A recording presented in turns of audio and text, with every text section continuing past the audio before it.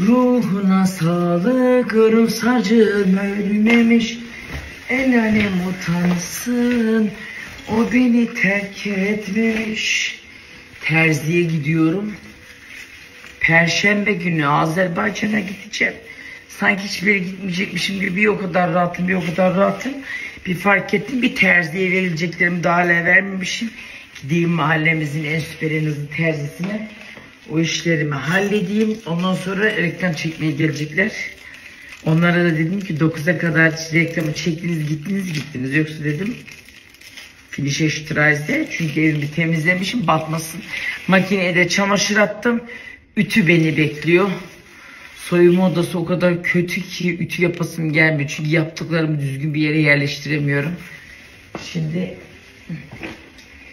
terziye gidiyoruz. Görüşmek.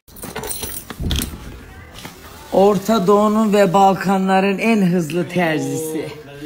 Gene sana bir bohça getirdim.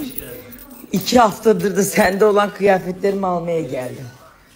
Allah'ım, o da oturmuş kayıp izliyor ya Rabbi. Ben kendim kaybolmuşum.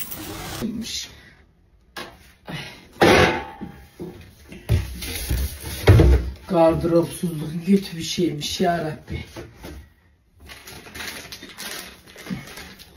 Bütün evin içi toplu ama burası elekçi göçü. Bütün her şeyim, saatlerim, parfümlerim, eşyalarım her biri bir yerde. Ne düzen kaldı ne tertip ya Rabbi. İnşallah bu ayın ortasına doğru gelecek. Gardırobum tam, en azından şunları bari kaldırayım, ayırayım.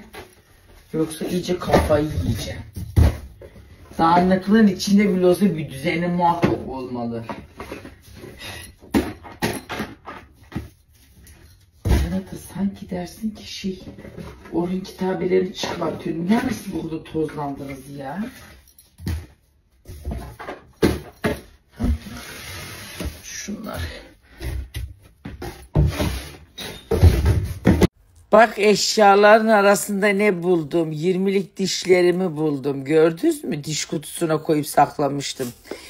Ben bu dişlerimi çektirdim. Sonra bir hafta çamaşır suyunda beklettim. Ondan sonra koydum kutuya. Bak. Ne kadar dolgulu. Bunlar bu arada, şunlar çürük değil, diş karartısıymış. O kadar fırçalamamıza rağmen köklerine bak.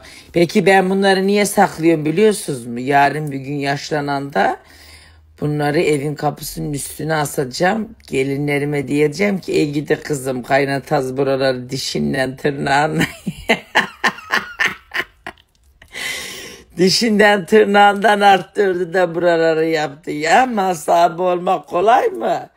Kaynatazın dişleri bitmez işleri. Ey bu dünyanın gidişleri ya.